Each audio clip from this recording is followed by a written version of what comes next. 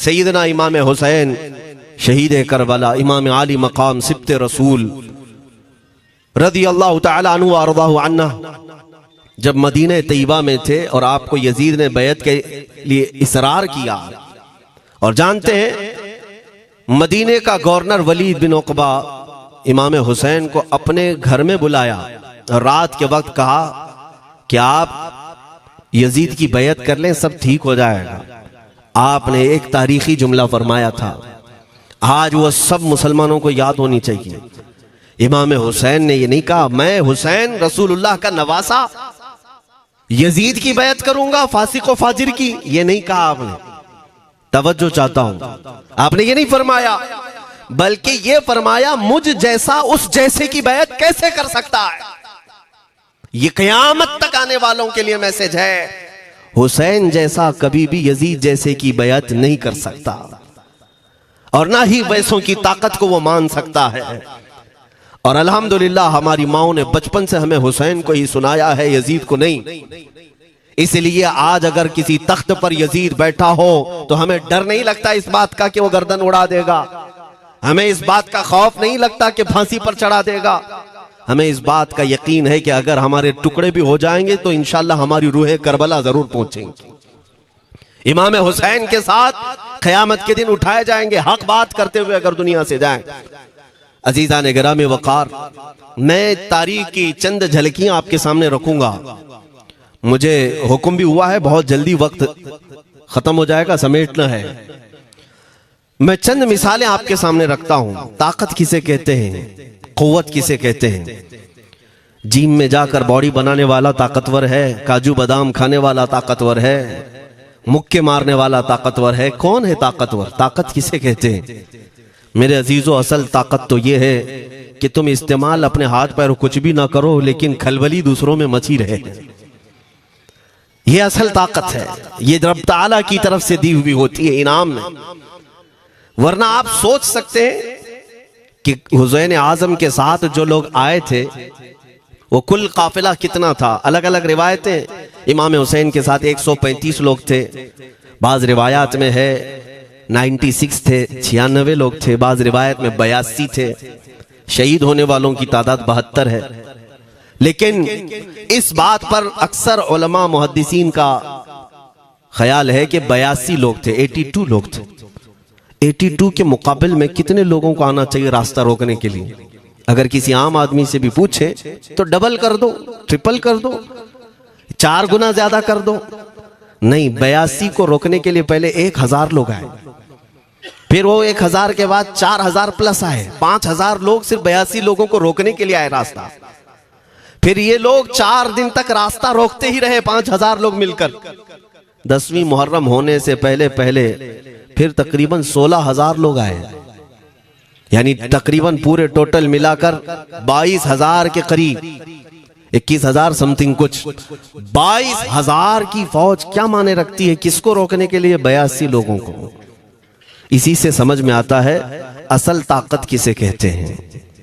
ताकत इसी को कहते हैं कि उधर 3 दिन के भूखे और प्यासे हैं, उनके खीमों में साजो सामान भी नहीं, जंग के असबाब भी नहीं, और वो जंग की नीयत से भी नहीं गए। उसके बावजूद 22000 के सीनों में जो खलबली मची है, दुनिया इसी को समझ नहीं पा रही है। अगर दुनिया ये समझती है क्वांटिटी का नाम ताकत है तो हम उसको रद्द करते हैं, नहीं, क्वालिटी का नाम ताकत है। ईमान, ये असल ताकत है। और एक तारीखी बात मैं आपके सामने रखता हूं। इमाम हुसैन का रास्ता रोकने के लिए सबसे पहले यजीद की फौज से जो शख्स आया था उसको हुर बिन यजीद कहते हैं। हुर बिन यजीद रियाई 1000 का लश्कर लेकर के ये इमाम हुसैन का रास्ता रोकने आए। 2 दिन तक इधर उधर घुमाते रहा और जब जब नमाजें होती रही, इमाम हुसैन मुसल्ला इमामत पर हैं और ये यजीदी इक्तिदा भी कर रहे हैं। हर जमात इमाम हुसैन के पीछे हो रही है। लेकिन मैं आपको बताता हूं, 10वीं मुहर्रम से पहले इमाम हुसैन ने एक खुतबा दिया और यजीदियों से कहा, क्या तुम मेरी हैसियत को नहीं जानते? मैं फातिमा जहरा का बेटा हूं, हैदर कर्रार का नूरे नजर हूं, रसूलुल्लाह का नवासा हूं। मेरी निस्बतें क्या तुम्हें नहीं मालूम? तुम मेरे खून से अपने हाथों को न रंगो। मैं तुम्हारे पास ऑप्शन रखता हूं, मैं इस रास्ते से अपने वापस मदीने की तरफ जाता हूं या किसी साहिल की तरफ या दिमश्क जाऊंगा, जंग करना नहीं चाहता तुमसे। ये तीन ऑप्शन जब इमाम हुसैन ने रखा तो यजीदियों ने एक को भी कबूल नहीं किया।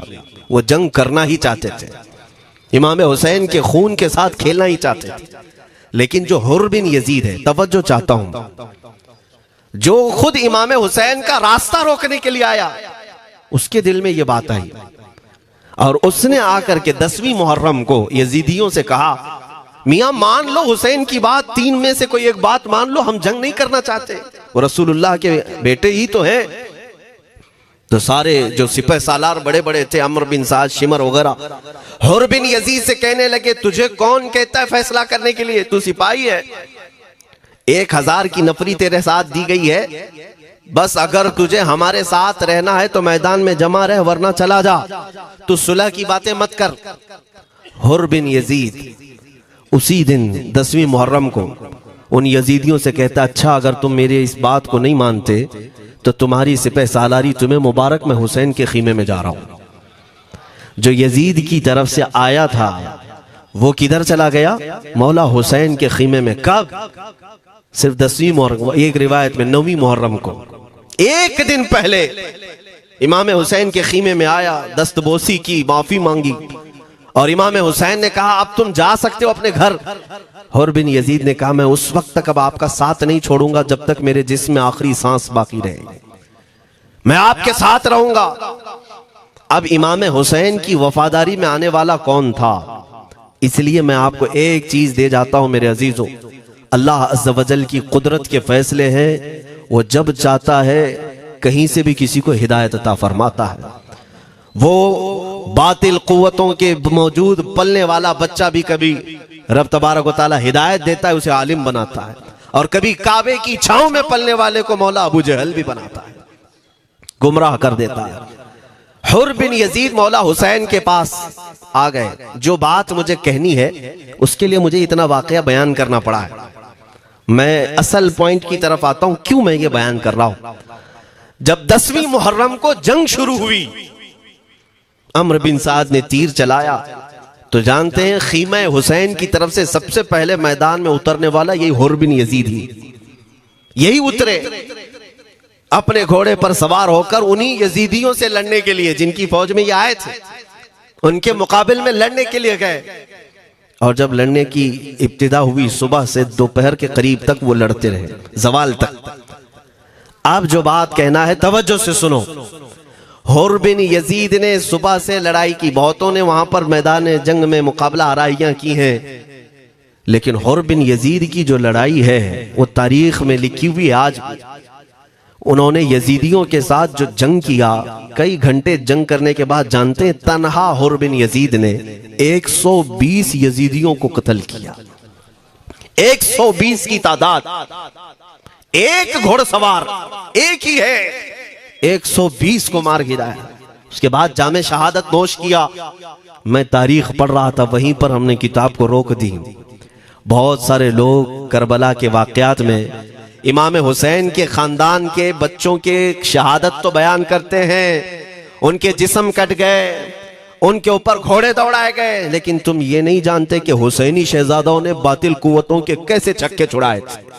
एक एक जवान ने मुकाबिल में आने वालों को उनकी औकात कैसे याद दिलाई थी। अब सुनो, हुर बिन यजीद 120 को मार गिरा सकते हैं, वो भी एक दिन पहले खीमा हुसैन में आने वाला, एक दिन पहले खीमा हुसैन में आने वाला। बात समझ में आ रही है? अभी जो एक दिन पहले खीमा हुसैन में आ जाए, उसकी ताकत का हाल ये है, जो पैदाइशी हुसैनी हो उसकी ताकत का हाल क्या हो। मेरे अजीजों, ताकत किसे कहते ये समझो।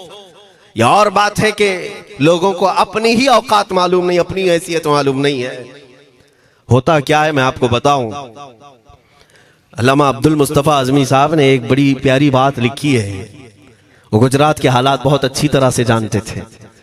आपने एक बहुत अच्छी बात लिखी जो हमारे तमाम चीजों से, या आज के जमाने में ये चीज मैच होती है। एक ताजिर तिजारत करने के लिए निकला, उसके पास कुछ कीमती हीरे थे।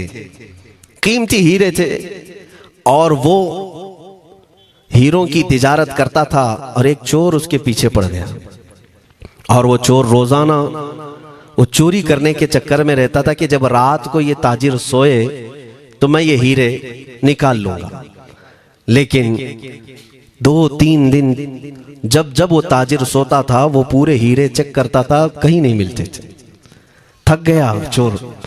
3 दिन के बाद उस ताजिर को उसने पूछा, चोर ने कहा कि तुम हीरे रखते कहाँ हो? दिन भर तो तुम्हारे पास होते, रात में कहाँ जाते? तो उस ताजिर ने कहा, अकल का अगर तू इस्तेमाल करता तो तुझे बात समझ में आती। रोजाना मैं तेरे ही जुब्बे में रात को ये हीरे रखकर खुद सो जाता था। वो अपना नहीं तलाश करता, इसका तलाश करता। बिला तशबीह बिला तमसील। मेरे अजीजों, तुम्हारे पास जो ताकत है तुम्हें उसका अंदाजा नहीं। तुम जो मोहब्बत मुस्तफ़ा सल्लल्लाहु अलैहि वसल्लम की शमा अपने सीने में रखते हो, मौला करीम का वादा है तुम्हारे साथ, काना हक्कन अलैना नस्रुल मोमिनीन।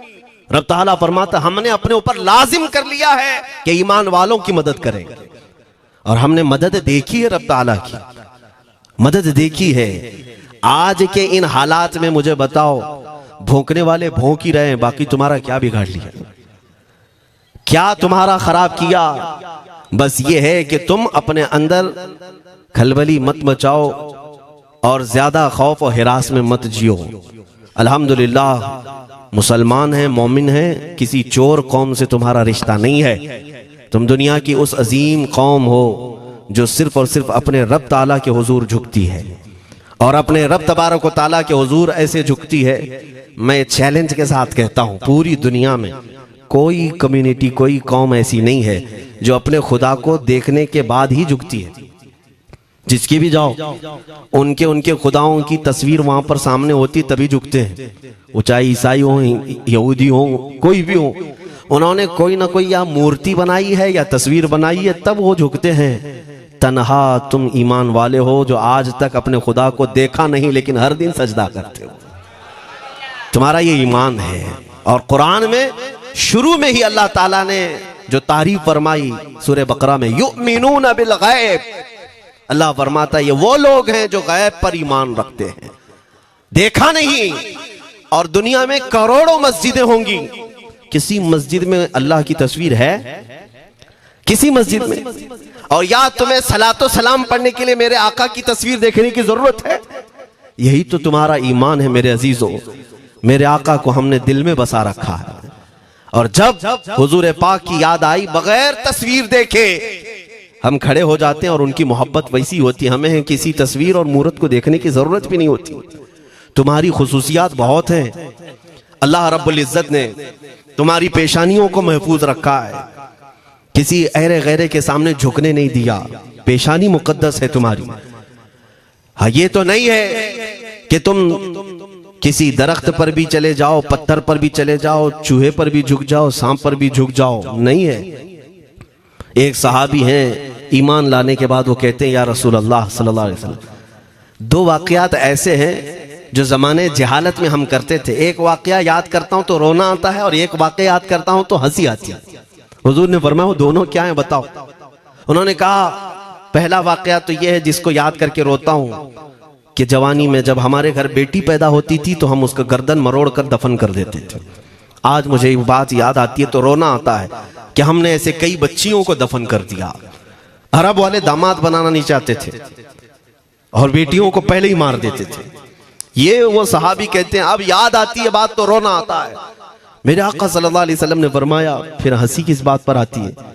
कहते हैं, जमाने जहालत में हमारे खुदा जो होते जिनकी हम इबादत करते थे, तो जब सफर में जाना होता था तो आटा गूंद करके खुदा बना लेते थे, क्योंकि सफर में जाना है और हर जगह उनको साथ में रखना था खुदा को। वो साहबी कहते हैं, सफर के खुदा और होते थे, हवा का अलग, पानी का अलग, मिट्टी का अलग, सब लेकर के चलते थे।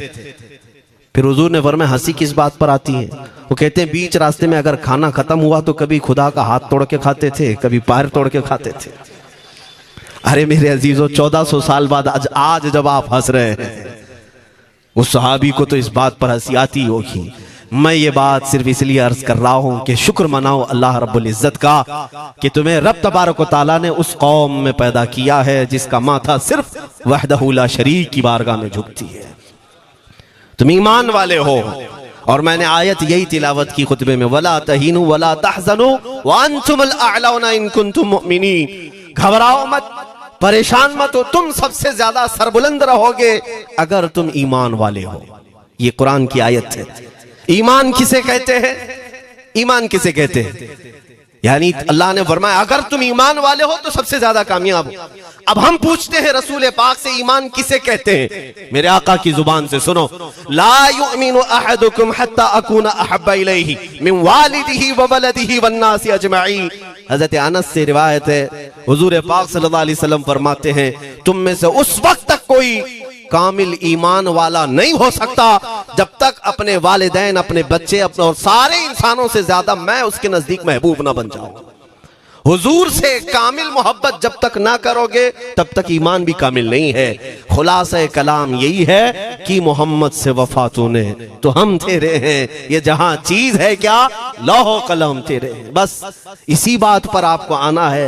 इकबाल भी ये कहता है, मैं जर्मनी गया, यूरोप का सफर किया, वहां की तरक्कियों को देखा और वो लोग बहुत आगे बढ़ रहे थे। मैं इसीलिए सफर किया कि मैं वहां तहकीक करके आऊं, देखूं, अपनी कौम को आकर के मैं बताऊं मुसलमानों को कि किस फील्ड में तुम जाओगे तो कामयाब होंगे। साइंस में, फिजिक्स में, ज्योग्राफी में, केमिस्ट्री में, मैथ्स में, कौन सी फील्ड में तुम जाओगे तो ज्यादा माहिर होगे। कई साल इकबाल ने वहां की खाक छानी, तहकीकात किया और वापस जब आया अपनी कौम की तरफ, अल्लामा इकबाल कहते हैं मैं सारी दुनिया वहां की, यूरोप की छान करके आया, यही देखने गया था कि मेरी कौम किस मैदान में उतरे तो कामयाब होगी। तो लोगों ने पूछा क्या वो तुम्हें राज मिल गया? वो कहते हाँ मुझे राज मिल गया। लोगों ने पूछा किस मैदान में उतरे? तो इकबाल कहता है मैं तो राज को पहुंचा, अपनी कौम को बताता हूं तुम्हारी तरक्की का राज सिर्फ इतना ही है कि मोहम्मद से वफा तूने, कि मोहम्मद से वफा तूने तो हम तेरे हैं। ये जहां चीज है क्या लौह कलम तेरे हैं। सारी कामयाबी का असल राज मेरे आका से बेइंतहा मोहब्बत है। मैं दीनी शख्सियात की बात अपनी जगह पर, जो जिसको आप दुनियावी उलूम कहते हैं, लाओ मैथ्स का कोई बहुत बड़ा माहिर रियाजीदान या कोई साइंटिस्ट आपको ऐसा लगता हो, लाओ मेरे आला हज़रत इमाम अहमद रजा फाजिल बरेलवी के सामने। जानते हैं आप उस आला हजरत फाजिल बरेलवी ने 55 उलूम पर अपनी तहकीकात लिख दी हैं। बाकी जानते कितने थे वो अल्लाह ही बेहतर जाने। एक बात मैं आपको बता रहा हूं, मैथ्स में, मैथमेटिक्स में उनके पास ऐसी ऐसी इजादात थी। एक किताब आला हजरत ने लिखी है ज्योमेट्री पर, आज के बच्चे जो कॉलेज पढ़ते हैं वो जानते होंगे। ज्योमेट्री की भी कई उसमें अकसाम लिखी गई हैं और आला हजरत ने एक किताब लिखी है कश्फुल इल्ला अन सिमतिल क़िबला, क़िबला पहचानने का इल्म। तुम तो आज वो कंपास लेकर के पहचानते हो ना, अब तो मोबाइल में आ गया, मोबाइल को घुमाओ, इधर दिखा रहा उधर, उधर दिखा रहा उधर क़िबला। मेरे अजीजों, इस्लाम मशीनों से नहीं चलता है। इसका सेल चला गया तो क्या तुम्हारा इस्लाम चला जाएगा? इसकी बैटरी चली गई तो क्या तुम्हारा दीन चला जाएगा? नहीं, इस्लाम मुकम्मल कवायद और जवाबित के साथ है। सारी मशीनें खत्म भी हो जाए, इस्लाम ने तुम्हें कायदे बनाकर दिखाए हैं, प्रैक्टिकल। ये क़िबला पहचानने का इल्म होता है। शहर का तूलुल बलद, अर्जुल बलद देखना होता है। बहुत सारी उसमें चीजें, उसकी सतह समंदर से ऊंचाई कितनी है, फिर सितारों को देखा जाता है, फिर पहचाना जाता है क़िबला, उसको हिसाब में लगाया जाता है। आला हजरत ने ये जो किताब लिखी पूरे 1400 साल में है। आला हजरत की ये किताब जिसमें 10 कायदे खुद उन्होंने इजाद किए, उनसे पहले किसी ने नहीं लिखी, खुद उन्होंने इजाद किए। और उसके बाद आला हजरत ने चैलेंज के साथ कहा कि मैंने, फकीर ने ये 10 कायदे इजाद किए हैं, इस पर कोई अमल करके क़िबला पहचानना चाहे तो उस पर अमल करके खड़ा हो जाए। अगर हिजाबात हटा दिए जाएं तो काबा उसकी नाक के सामने होगा। आला हज़रत ने लिखा है काबा ऐन उसकी नाक के सामने होगा। परफेक्ट कायदे उन्होंने लिखे। ये कायदे कहां से आए? हिसाब, मैथमेटिक्स।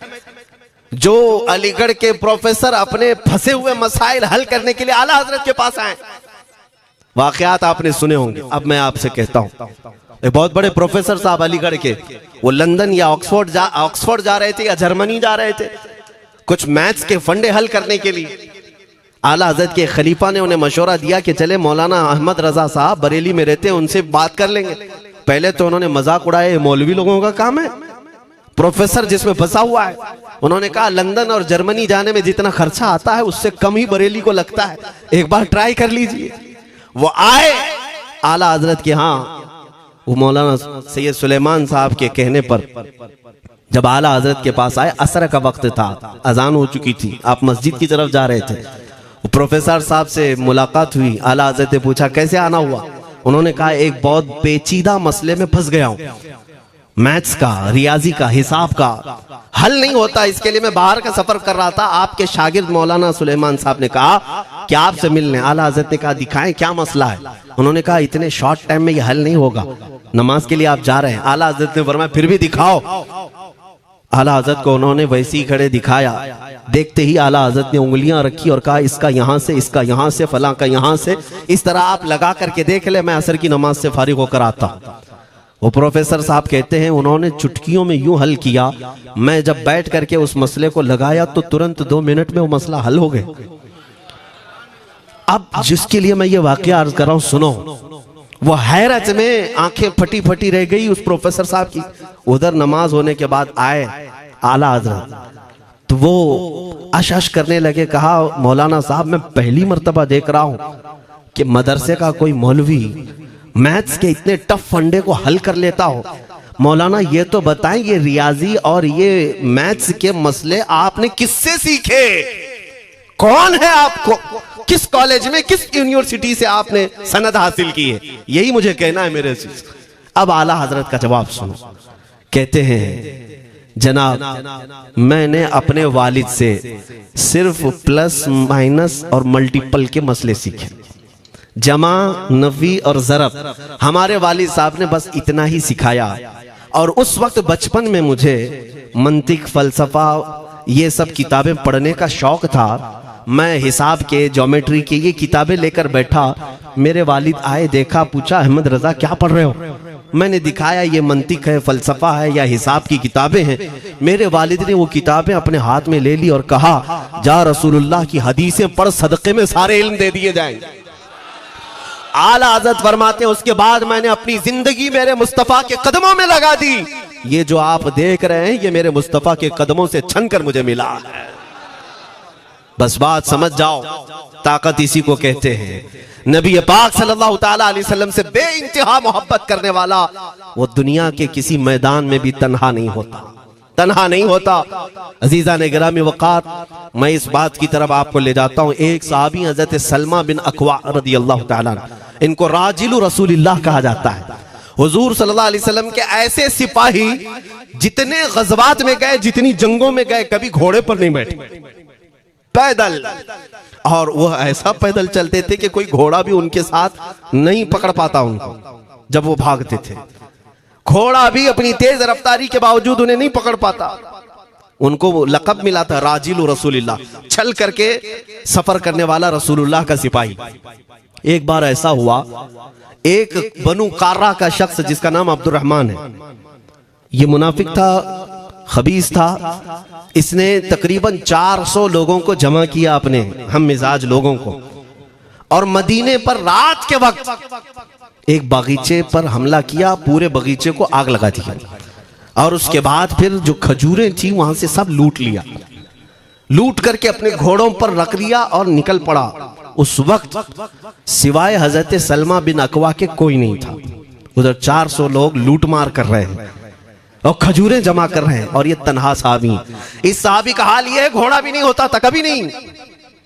अब इनको जलाल आया कि मेरे मुस्तफ़ा के शहर की एक खजूर भी मैं बाहर जाने नहीं दूंगा जो चोरी करके जा रहा है। उसके बाद आपने पीछा करना शुरू किया। और हकीकत देखें आप, जब हदीस पढ़ेंगे, आला हजरत ने अल मलफूज में भी इसको नकल फरमाया। जब तक मैं ये हदीस पढ़ रहा था इतनी हंसी भी आती है और उनकी इस बहादुरी पर दिल खिल जाता है और सीना चौड़ा होता है कि वो अकेले किस बात पर भाग रहे थे, उनके पीछे 400 लोगों के पीछे भाग रहे। अच्छा, कोई ये कहे कि नादान आदमी है, 400 लोगों को नहीं देख रहा, अकेला भाग रहा है, हो सकता है इनको कोई कह दिया हो, लेकिन मुझे हैरत उन 400 पर हो रही है जो एक से डर के भाग भी रहे थे। वो भी भाग रहे हैं, एक दौड़ा रहा है और 400 भाग रहे हैं। वो अब्दुर्रहमान कारा का रहने वाला कारी भागा जा रहा है और सबसे कह रहा है सलमा बिन अकवा से अपनी अपनी जान बचा लो। इसीलिए मैं कहता हूं ये बुज़दिल कौमें हैं, मेरे मुस्तफा के गुलामों का मुकाबला करने की सकत नहीं रखती जिसके सीने में इश्क़ मुस्तफा हो। 400 भागते रहे और ये भगाते रहे बहुत दूर तक।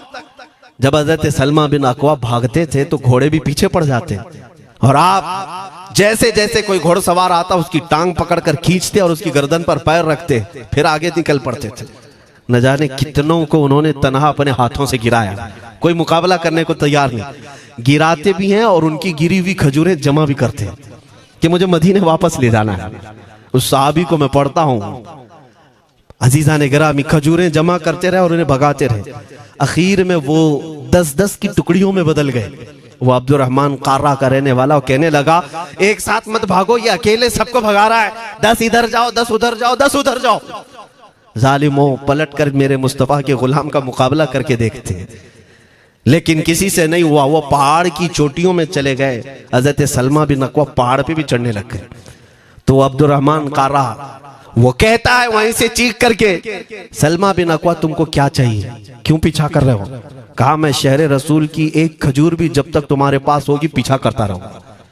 उसने वहीं से अपने सारे साथियों को पुकार कर कहा सारे लोग खजूरें फेंक दो, अपनी जान बचा लो। सबों ने खजूरें दे दी। हजरत सलमा बिन अकवा पूरी खजूरें जमा की है, कितनों को रोनते हुए वापस आने लगे। जानते हैं एक सहाबी और है हजरत अबू कुतादा, जिनको फारिसु रसूलिल्लाह कहा जाता है। उनका घोड़ा दौड़ता हुआ, उनको दौड़ाता हुआ हजरत अबू कुतादा उस पर हैं और 10 लोग और साथ हैं। वो हजरत सलमा बिन अकवा की मदद के लिए आ गए। जब वो आए तो ये अक्सर को तो गिरा चुके थे, खजूरें ले भी चुके थे। हजरत अबू कुतादा 10 सहाबा के साथ जब आए, हजरत सलमा बिन अकवा की और मदद हो गई। अब ये मदीने आने लगे तो तवज्जो चाहता हूं। हजरत सलमा बिन अकवा ने पूछा मैं तो अकेला दौड़ा रहा था, कोई मुझे न देखा था न ये वाकई की किसी को खबर थी, तुम यहां तक कैसे आए? तुमको किसने भेजा मेरी मदद के लिए? मुसलमानों याद रखो, मेरे मुस्तफा की वफादारी में जब कोई निकलता है तो कहां से मदद आती है अंदाजा भी नहीं होता। हजरत सलमा बिन अकवा ने उनसे पूछा अबू कुतादा से तुम आए कैसे? हजरत अबू कुतादा ने जो जवाब दिया वो और ताज्जुब का था। कहा हमने नहीं देखा, हमको मालूम भी नहीं तुम किसके साथ गए हो, हमें ये वाकया भी नहीं मालूम, लेकिन हम अपने खीमे में बैठे थे, हमारा ये घोड़ा दौड़ता हुआ है, ये घोड़ा दौड़ता हुआ आया और दोनों पैर बार बार उठा करके हिनहिनाने लगा। मेरा घोड़ा ऐसा कभी करता नहीं, वो जिहाद में जाने वाला घोड़ा है, फरमाबरदार है। अबू कुतादा ने उसको सहलाया लेकिन फिर भी वो खामोश नहीं हुआ। हजरत अबू कुतादा कहते मैं पहचान लिया, वो अपनी पीठ पर मुझे सवार करना चाहता है। मैं इसकी पीठ पर बैठ गया। मेरे साथी भी ताज्जुब में थे, इतनी वक्त गुजर जाने के बाद घोड़े को न भूख लगी है न प्यास लगी है, ये कहां ले जा रहा है? अबू कुतादा कहते ये घोड़ा है जो तुझ तक हम सबको ले आया। हजरत सलमा बिन अकवा ने कहा हाँ मुझे याद है, जब मैं उन 400 को दौड़ा रहा था तो तुम्हारा घोड़ा मुझे देख रहा था। पता ये चला दुनिया का हर जानवर भी मेरे मुस्तफा का वफादार है। अगर तुम नबी पाक सल्लल्लाहु अलैहि वसल्लम की इज्जत व हुर्मत के लिए उठते हो तो चूंटियां अपने सुराख में तुम्हारे लिए दुआ में मशगूल हो जाती हैं, मछलियां पानी में तुम्हारे लिए दुआएं करती हैं।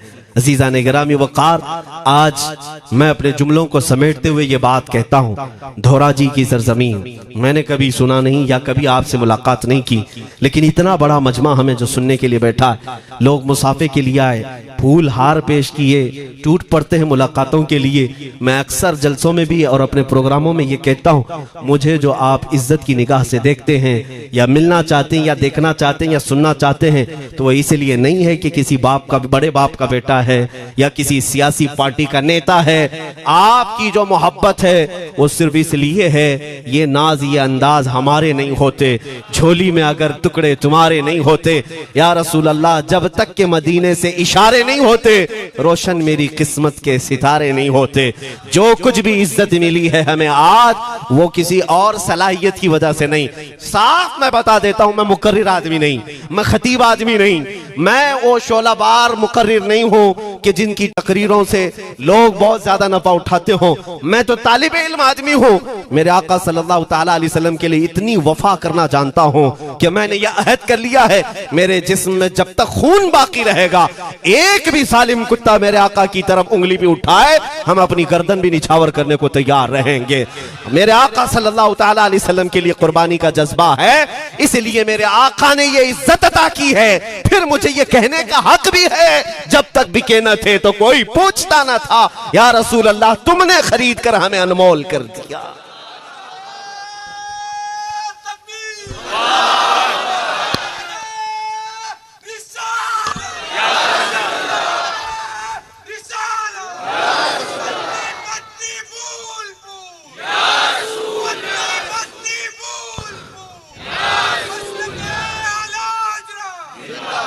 मेरे अजीजों, इस बात पर आज तुम्हारा इत्तिहाद होना है, आज तुम्हारा इत्तिहाद होना है। मैंने काफी इलाकों के दौरे किए और देख लिए, लोग जो कहते हैं हम बिखरे हुए हैं, बटे हुए हैं, टुकड़ों में हैं, लेकिन मैंने सबको देखा, यकीनन फिरकों में भी बटे हैं, सिलसिलों में भी। हालांकि सिलसिलों में इख्तिलाफ होना नहीं चाहिए, जो सलासिल हक्का हैं वो सब मदीने तैयबा की नहरें हैं, इख्तिलाफात नहीं, लेकिन उसके बावजूद बटे हुए लोग हैं, एक दूसरे से मुसाफा नहीं करना चाहते, एक दूसरे के पीछे नमाजें नहीं पढ़ना चाहते, जो खालिस सुन्नी होकर भी, ईमान वाले होकर के भी। मैं बहुतों से ये शिकायतें सुना कि हम में बहुत सारे इख्तिलाफात हैं, लेकिन इसका हल तकरीरें हैं, तहरीरें हैं, लोगों को समझाना है, इस्लाह करना है, सब करके देख लिया। लेकिन एक बात मैंने खुद प्रैक्टिकल देख लिया कि 1000 टुकड़ों में क्यों ना बटे हों, लेकिन मेरे मुस्तफ़ा का नाम आ जाए तो हर कोई मुत्तहिद नजर आता है। ये हमने देख लिया है, ये हमने देख लिया है।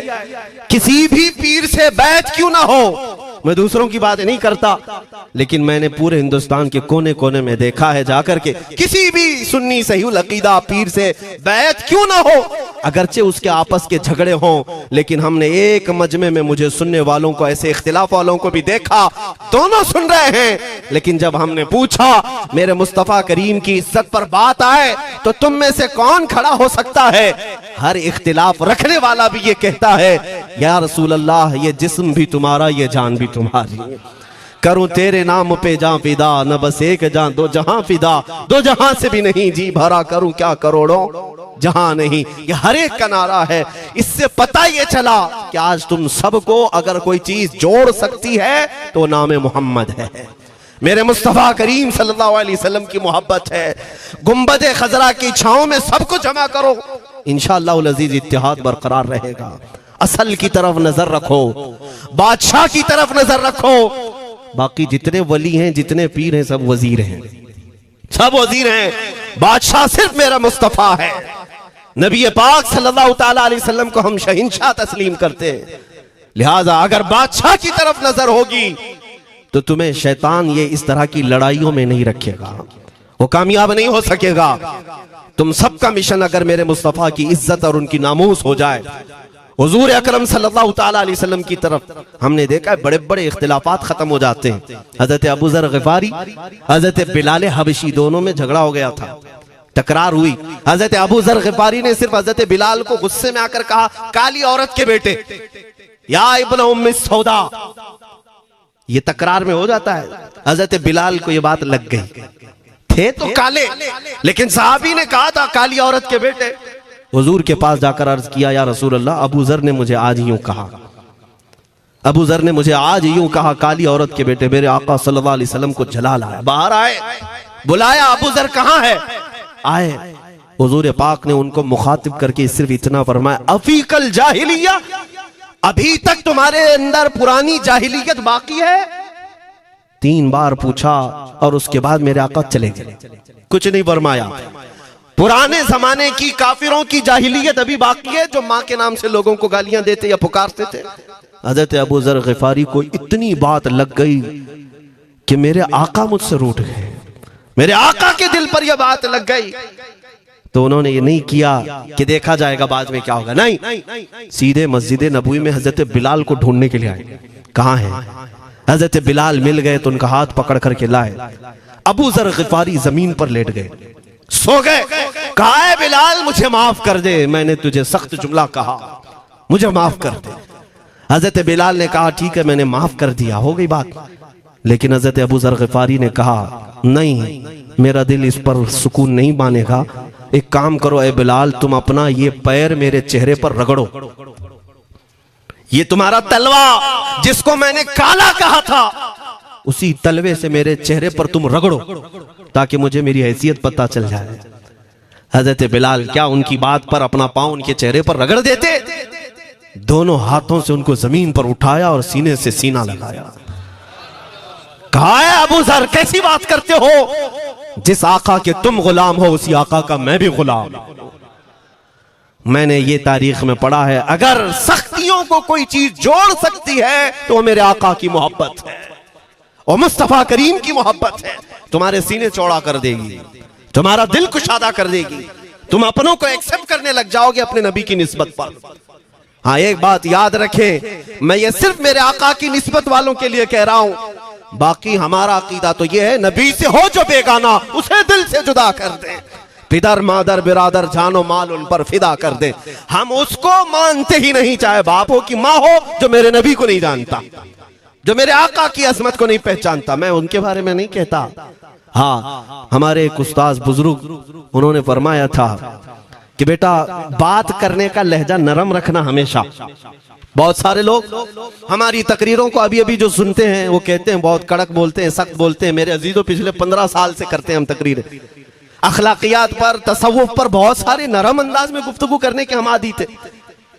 वो सब नहीं देखते, लेकिन जहां हम थोड़ा सा चीखते हैं या गरज के साथ बोलते हैं वो बहुत जल्दी किसी को लगती है और कहते हैं आप बहुत कड़क लहजे में कहते हो।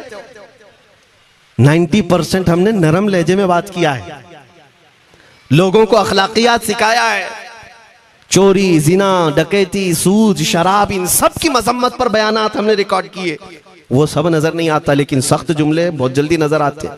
लेकिन ये मैं क्यों करता हूं वो भी आपको बता दूं। हमारे एक बुजुर्ग उस्ताद ने फरमाया, कहा कि बेटा नरम गुफ्तगू करने की आदत रखना, इसलिए कि मेरे आका सल्लल्लाहु अलैहि वसल्लम की सुन्नत है नरमी से कलाम करना।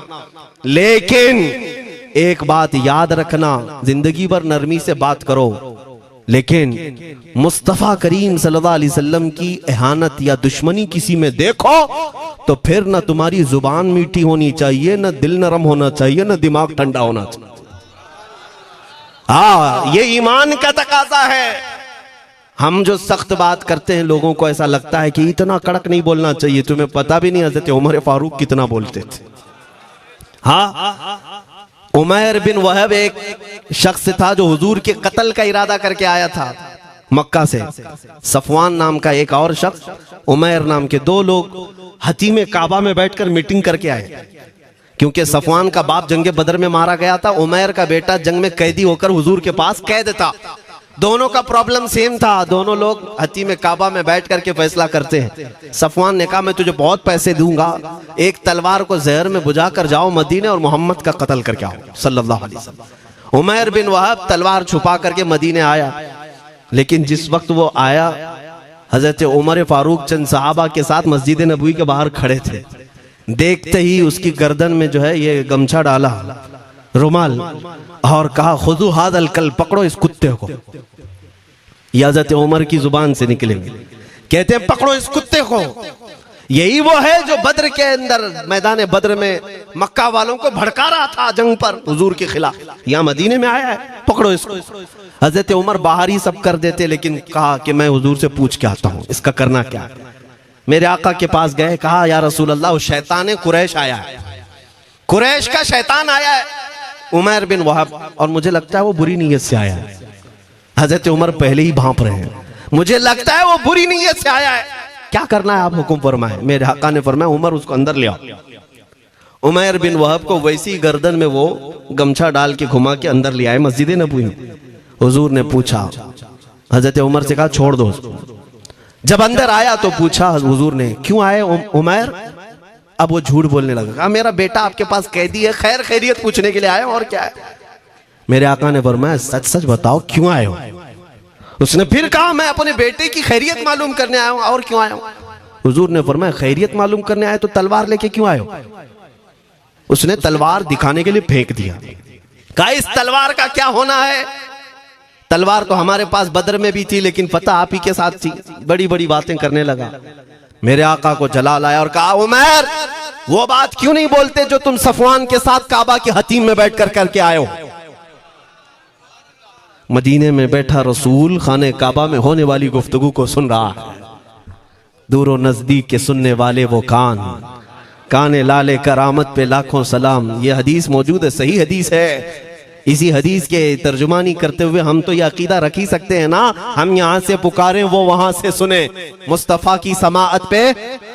हाँ, ये अकीदा बरेली वाले का जो है वो अपने पेट का अकीदा नहीं, ये सहाबा का अकीदा है। मेरे अजीजों, जब मेरे आका ने फरमाया वो बात बताओ जो हतीम काबा में करके आए हो, अब थर थर थर कांपने लग गया। इससे इस रसूल से क्या छुपाएं जो हतीम काबा में तन्हाई में होने वाली मीटिंग को भी जानता हो। कहा अब मैं क्या बताऊं जब आपको सब मालूम है। अब मैं जो कहना चाहता हूं वो ये है, अशहदु अन्नका मुहम्मदन रसूलुल्लाह, मैं गवाही देता हूं कि आप मोहम्मद अल्लाह के रसूल हैं सल्लल्लाहु अलैहि वसल्लम। ईमान ले आए। अब सुनिए मेरे अजीजों, ईमान लाने के बाद हुजूर पाक सल्लल्लाहु अलैहि वसल्लम ने तलकीन फरमाई कि अब इस्लाम पर कायम रहो, ईमान पर बरकरार रहो। कत्ल करने के लिए आया, मेरे मुस्तफ़ा का गुलाम बन गए। अब उसके बाद हजरत उमर क्या कहते हैं? हजरत उमर जो गमछा गले में डाल के अंदर लाए थे, अब गले में हाथ डालकर बाहर ले जाते हैं। और बाहर जो साथी खड़े थे उन सबको मुखातिब करके कहते हैं, लोगों सुनो। हजरत उमर के अल्फाज सुने। कहते हैं थोड़ी देर पहले ये जो शख्स तुम देख रहे हो, मुझे खिंजीर इससे अच्छा लगता था। अल्लाह, ये लफ्ज भी है, वल्लाही इन्नी लअहब्बु खिंजीरन मिन हाज़ा। कहते हैं कि इससे बेहतर मैं खिंजीर को समझता था क्योंकि ये दुश्मन रसूल था। लेकिन अब सुनो ऐ लोगों, अब मेरे सगे बेटे से ज्यादा मुझको ये अजीज है, इसलिए कि मेरे आका का गुलाम। यही ईमान है, यही ईमान है। अजीज़ान गिरामी, खुलासा कलाम मेरी बात का यही है, मोहम्मद की मोहब्बत दीन हक की शर्त अव्वल है। इसी में हो अगर खामी तो सब कुछ नामुकम्मल है।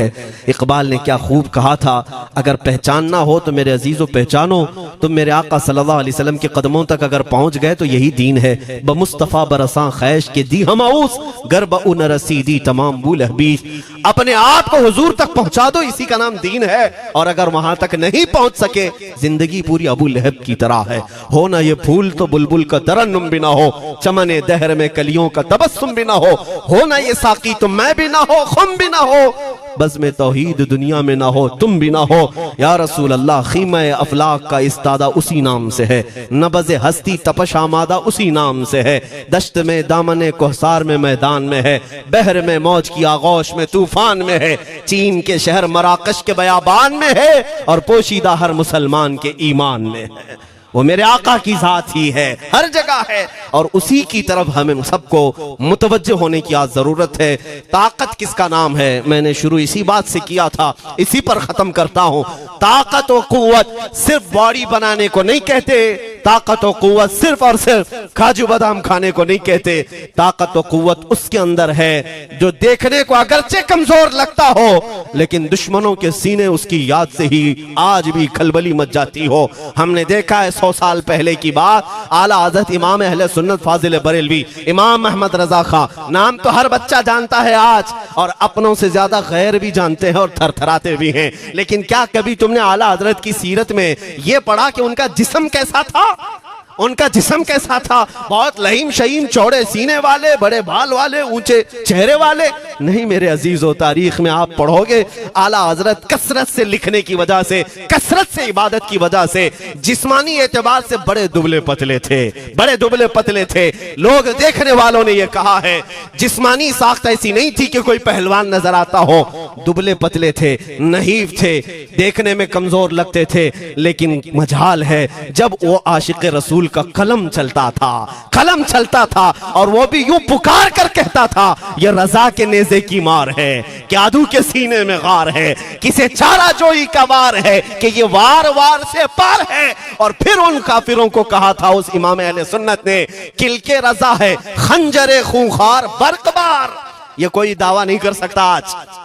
किल्क किसको कहते हैं समझा भी देता हूं मैं आपको। किल के रजा, आला हज़रत अपने कलम को कह रहे हैं, किल्क मतलब कलम, रजा का कलम कैसा है? खंजरे खूंखार बरकबार, यानी खून पीने वाला खंजर और चमक पैदा करने वाली जो बिजली होती है। आला हज़रत बड़े नरम दिल भी थे, रहम दिल भी थे, अपनों को जब नवाजते थे तो बेहिसाब नवाजते थे। आजिजी ऐसी के बच्चों से भी माफी मांगते, आजिजी ऐसी। और अपने पीर खाने पर जाने की बात आए तो चप्पलें कितनी दूर छोड़ जाए, गुरूर और घमंड की बात नहीं, लेकिन जब मेरे मुस्तफा के दुश्मनों से मुकाबले की बात आती तो यूं कहते, तुम क्या समझते हो? किल के रजा है खंजरे खूंखार बरकबार, आदा से कह दो खैर मनाए न शर करें। ये बात ईमान के तकाजे की है। मैं आज हर आलिम से मिंबर पर बैठे हुए और हर मोमिन से यही कहना चाहता हूं, जो मेरे मुस्तफा की इज्जत की बात आए सर चढ़कर बोलना सीख जाओ। मेरे आका ने फरमाया है, जालिम और जाबिर बादशाह के सामने हक बात का ऐलान करना सबसे अफजल जिहाद है। और ये तो कर ही सकते हो। उन पाखंडियों को लफ्ज़ जिहाद से भी डर लगता है और लफ्ज़ जिहाद पर ही बड़ा प्रोपेगेंडा करते हैं। मुझे इस बात का कोई खौफ नहीं। हाँ, लोग ये कहते हैं मौलाना जिहाद के लफ्ज पर थोड़ा साइड होकर के बात कर लेते हैं। तुम बुज़दिल क्यों बने जा रहे हो? लफ्ज़ जिहाद एक पाकीज़ा लफ्ज है, मुकद्दस लफ्ज है। इस लफ्ज को अगर निकाल दिया तो मेरे आका की आधी सीरत खत्म हो जाएगी। कैसे बताओगे नबी पाक की सीरत? बदर को क्या कहोगे? तकरार हुई थी। खंदक, उहद, तबूक, खैबर, ताइफ, ये सब को क्या कहोगे? तकरार हुई थी। जिहाद लफ्ज है, सेल्फ डिफेंस का नाम है। इतना हक तो हर एक को है मेरे अजीजों। लेकिन ये तो आज मैं ये बात भी नहीं कर रहा हूं तुमको तलवार उठाओ, बंदूक उठाओ, गोली मारो, बंदूक से लो, ये सब बातें तो हम करते भी नहीं, हमें जरूरत भी नहीं। लेकिन हमें पता है हमारे अल्फाज ही काफी हैं। मेरे आका सल्लल्लाहु ताला अलैहि वसल्लम की मोहब्बत जिसके सीने में हो, मेरे आका ने जब ये फरमाया है कि हक बात का ऐलान करना सबसे अफजल जिहाद है, तो इस पर तो हर कोई आज अमल कर सकता है।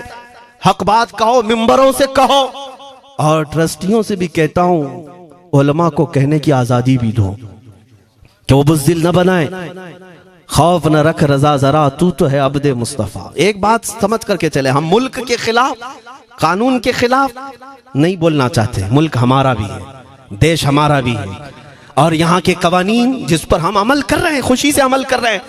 लेकिन इन जालिमों ने क्या बना दिया है, इनके नजदीक देश पूरा मोदी है। हाँ, इन साहब के बारे में मत बोलो, वो देश है, कल को अगर नहीं रहे तो देश चला जाएगा। मेरे अजीजों, किसी व्यक्ति, किसी शख्स की गलत पॉलिसियों पर तनकीद करने का नाम देश के खिलाफ बोलना नहीं है। हम अपने देश से मोहब्बत ऐसी करते हैं, ऐसी करते हैं। आज भी आजादी का दिन है ना, आजादी का दिन है, ये लगे हाथों ये बात कह करके गुजरता हूं। आज भी जा करके देखें, इंडिया गेट पर सबसे ज्यादा शहीदों के नाम जो लिखे गए हैं वो मुसलमानों के हैं। इनको क्या पता है 1857 से जो अंग्रेजों के खिलाफ लड़ रहे थे, ये लड़ रहे थे, आजादी का परचम सबसे पहले बुलंद करने वाला कोई संगी नहीं था, वो शहीद टीपू सुल्तान था। सबसे पहले तोपमैन हिंदुस्तान का, अंग्रेजों के खिलाफ आवाज बुलंद करने वाला, पूरे अंग्रेज उसके खिलाफ खड़े थे। इनको आज बोलने की तौफीक भी नहीं मिलती। और उसके अलावा वो उलमा की बात कहां चली गई आज? अंग्रेज तारीखदान ने लिखा है कि सबसे ज्यादा हमें खतरा हिंदुस्तान में मुसलमानों से था, और हमने दिल्ली से लेकर कश्मीर तक कोई एक झाड़, कोई एक दरख्त बाकी नहीं था जिसमें हमने एक आलिम को लटकाया नहीं था फांसी पर। जिनकी तादाद गिनी गई है तो तकरीबन 26,000 उलमा को इन्होंने फांसी दी थी। दिल्ली से लेकर कश्मीर तक। मुझे बताओ जजीरा अंडमान निकोबार में किसको भेजा इन्होंने? मौलाना फजल हक खैराबादी, इनायत अहमद काकोरवी, ये तमाम वो लोग हैं। अल्लामा इनायत अहमद काकोरवी जिनकी किताब आज तकरीबन हर मदरसे में पढ़ाई जाती है, इल्म उस्सिक़ा। ये किताब यहाँ चटाई पर बैठकर लिखी हुई नहीं, उस जेल की दीवारों पर लिखी हुई किताब। उसको पढ़ करके आज बच्चे आलिम बनते, हम भी पढ़े। ये वो लोग हैं जिनको सिर्फ और सिर्फ हक बात कहने की बुनियाद पर जिंदगी भर जेल में डाल दिया गया। आज ढूंढ करके निकालो मौलाना फजल हक खैराबादी का मजार कहाँ है? और अंडमान निकोबार में, जहां काला पानी की सजा दी जाती थी। किफायत अली काफी का नाम सुना है मेरे अजीजों? ये नाम का जिक्र आना तो हक बनता है आज की रात जरूर। मुरादाबाद शहर का वो आलिम रब्बानी, वो सिर्फ और सिर्फ मुजाहिद आजादी नहीं बल्कि फना फिर रसूल भी था। आप इसी से अंदाजा लगा लें, आला हजरत जैसा आशिक, हदायके बख्शिश लिखने वाला। आला हजरत के अशार तो पता है ना, इमामुल कलाम कहते हैं। आला हजरत की नातों को इमामुल कलाम कहते हैं। सारे कलामों का इमाम आला हजरत की नाते हैं। पढ़ करके देख लो, वजद आ जाए हुजूर की नाते। लेकिन उस आला हजरत से पूछा गया आप किसकी नाते पसंद करते हैं? आला हजरत फरमाते हैं मैं सिर्फ दो ही लोगों की नाते सुनता हूं, या तो हसन रजा बरेलवी की या अल्लामा किफायत अली काफी की। आला हजरत जिसकी नाते सुनते हो, इसी से अंदाजा कर सकते हो किफायत अली काफी कौन थे।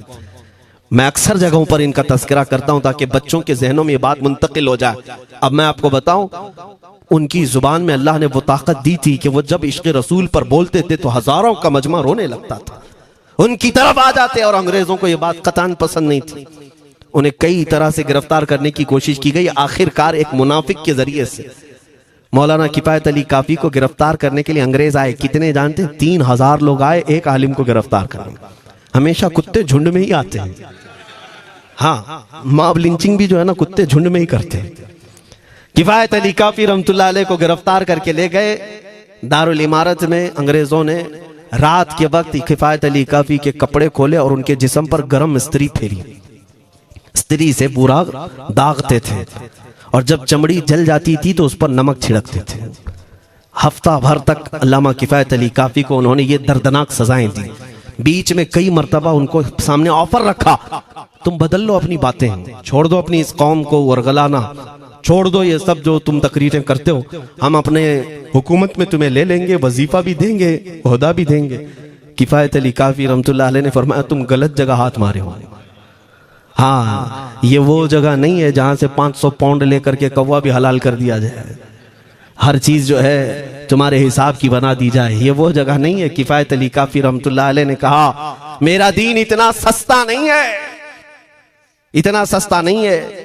उसके बाद उन्होंने कहा तो फिर तुम मरने के लिए तैयार रहो। कहा खुशी से। 8 दिन के बाद उनको एक चौराहे पर ले जाकर फांसी का फंदा लगाया गया और पूरे मजमे में आपको फांसी के लिए चढ़ाया गया। अंग्रेजों ने पूछा था कोई आखिरी वसीयत है तुम्हारी, कोई आखिरी ख्वाहिश है तो बता दो लोगों में। फांसी पर चढ़ने वाला ये कहता होगा मेरी बीवी से मिल लूं, बच्चों से मिल लूं, जायदाद प्रॉपर्टी की वसीयत कर दूं, मेरे बाद कौन बैठेगा वो कह दूं। लेकिन किफायत अली काफी की बात पर कुर्बान जाओ। उस भरे मजमे में कहते हाँ मेरी आखिरी ख्वाहिश एक ही है, एक बार नाते रसूल पढ़ लो। अल्लाह अल्लाह, एक बार नाते रसूल पढ़ लो। उन्होंने कहा ठीक है तुम्हारी इस ख्वाहिश का हम अदब करते हैं, कर लो। किफायत अली काफी रहमतुल्लाह अलैह फांसी के फंदे पर चढ़ने से पहले क्या मगन होकर के गुनगुना रहे थे, यूं कह रहे थे कोई गुल बाकी रहेगा न चमन रह जाएगा, पर रसूलुल्लाह का दीने हसन रह जाएगा। अतलसो कम ख्वाब की पोशाक पे नाजा न हो, इस तने वे जान पर खाकी कफन रह जाएगा।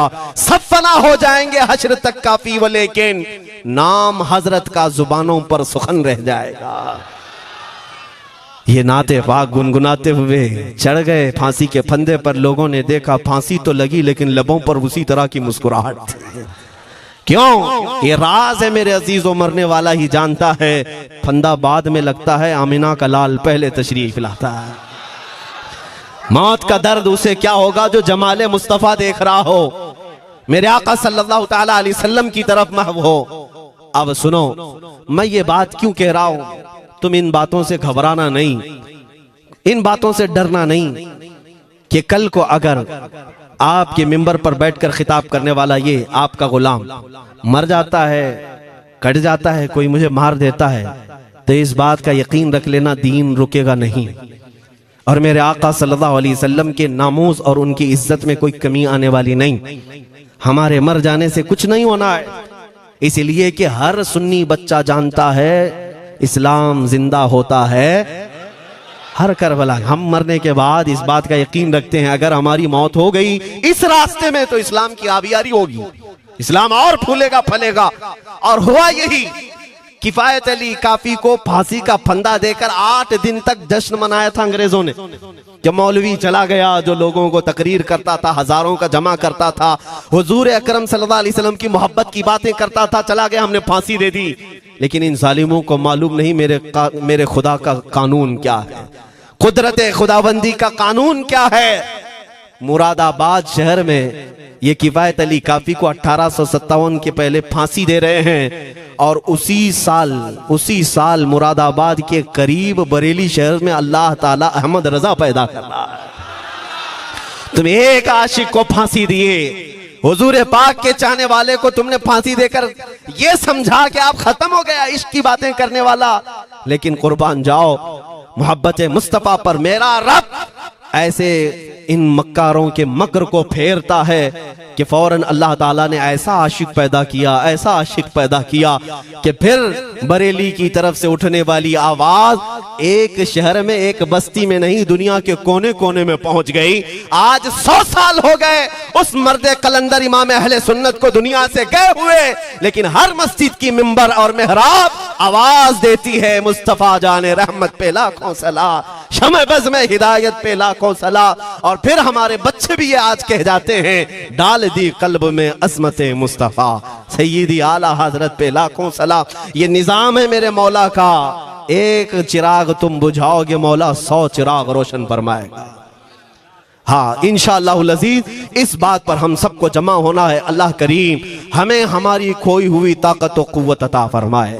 आप रब तबारक व तआला की बारगाह में ये दुआ करें कि ऐ रब्बे जुल जलाल, जब तक जिंदगी बाकी है मौला मुझे तेरे नबी के वफादारों में शुमार फरमा। इसलिए मैं जब भी हुजूर की बारगाह में अरीजा पेश करता हूँ तो ये जरूर कहता हूँ, आका बद हैं तो आपके, भले हैं तो आपके, टुकड़ों पे यही के पले हैं, रुख किधर करें, तुझसे जो मुंह छुपाएं तो करें किसके सामने। या रसूल अल्लाह, क्या किसी और से तवक्को नजर की है? हमारा मानना तो ये है, मैंने देखा भी है अपने बच्चों को, और हम कहते हैं मेरे आका की बारगाह में, आका गुनहगार तो हो गए लेकिन आपके गद्दार नहीं है, गद्दार नहीं है। जब तक गद्दार नहीं होंगे मेरे आका की तरफ से तुम्हारे लिए हमेशा इस्तकबालिया खुला रहेगा। आओ मेरे अजीजों, इस बात पर मैं गुफ्तगू को खत्म करता हूँ आज के इस उर्स मुबारका में। और आज आजादी की ये रात है, हम बारगाह मुस्तफा में अरीजा पेश करते हैं, या रसूल अल्लाह आपको इस वतन से बुए वफा आई थी, मेरे आका इस वतन की तरफ नजरे करम फरमा दे। क़यामत तक आने वाली हमारी नस्लों में मेरे आका सिर्फ आपके आशिक ही पैदा हो, कोई गद्दार ना पैदा हो। हमारी दुआ यही है मेरे आका, मैं मुजरिम हूँ आका, मुझे साथ ले लो कि रस्ते में हैं जा बजा थाने वाले, चमक तुझसे पाते हैं सब पाने वाले, मेरा दिल भी चमका दे चमकाने वाले। व आखिर दावाना अनिल हम्दुलिल्लाहि रब्बिल आलमीन।